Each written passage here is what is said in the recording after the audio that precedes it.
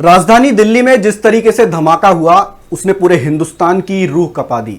ये कोई आम विस्फोट नहीं था, ये एक चेतावनी थी कि दुश्मन अब सरहद पार नहीं, हमारे बीच बैठा है। अब तो क्लियर भी हो गया है कि यह धमाका डॉक्टर उमर ने ही किया था। पुलवामा से हिरासत में ली गई उमर की मां के डीएनए से उमर के चीथड़ों से लिया गया डीएनए मैच हो गया है। यह धमाका इन सफेदपोश आतंकियों की बनाई गई साजिश का हिस्सा था। डॉक्टर मुजम्मिल और उसके साथ उसकी माशूका डॉक्टर शाहीन ऊपर से तो डॉक्टर थे लेकिन अंदर से आतंकी agent.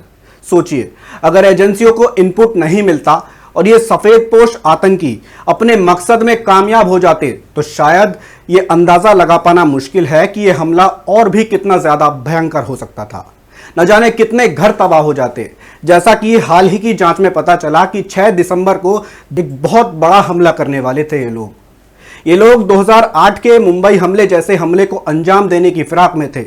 Lal Qila, India gate, constitution club और गौरी शंकर मंदिर उनके निशाने पर थे। इसके अलावा देश भर के मॉल, रेलवे स्टेशन और शॉपिंग मॉल्स भी उनके निशाने पर थे। जी हां, देश में ये वही 2008 वाला अटैक दोहराना चाहते थे जिसमें 160 निर्दोष लोगों की जान गई थी। कुछ लोग पूछते हैं एजेंसियों को पहले से इनपुट क्यों नहीं चला। अरे इनपुट मिला था तभी तो छापा पड़ा। अल-फलाह यूनिवर्सिटी में वहीं से पकड़े गए ये डॉक्टर मुजम्मिल और उसकी गर्लफ्रेंड शाहीन। पकड़ा तो डॉक्टर उमर भी जाता, लेकिन किसी गद्दार ने उमर को पहले से ही भनक दे दी थी कि पुलिस आने वाली है, तभी तो पहले ही वो फरार हो गया, जिसके बाद दिल्ली में धमाका किया। वरना उमर समय पर गिरफ्तार हो जाता तो शायद ये हमला नहीं होता। जिस तरीके से अंदेशा लगाया जा रहा था कि ये सिर्फ एक्सीडेंटल विस्फोट था, तब भी इतना बड़ा धमाका हुआ और ये अगर प्लानिंग के मुताबिक सक्सेसफुल हो जाता तो मंजर बहुत भयावह हो सकता था।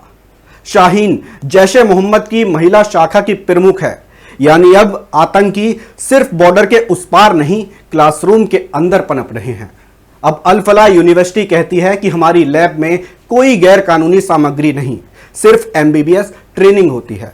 ठीक है, लेकिन सवाल यह है, जब तुम्हारे ही डॉक्टर आतंकी संगठनों से जुड़े मिले तो तुम्हें कैसे नहीं पता चला कि तुम्हारे नाम का इस्तेमाल कौन कर रहा है?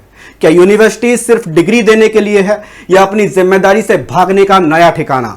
शाहीन वो औरत जो मासूम छात्राओं को अपने जाल में फंसा रही थी, ब्रेन वॉश करके आतंकी नेटवर्क से जोड़ रही थी, क्योंकि आपकी ही यूनिवर्सिटी से पड़े संदिग्धों से पूछताछ में पता चला है। सोचिए, अल-फलाह यूनिवर्सिटी में डॉक्टर बनने की जगह आतंकी क्लास चल रही थी।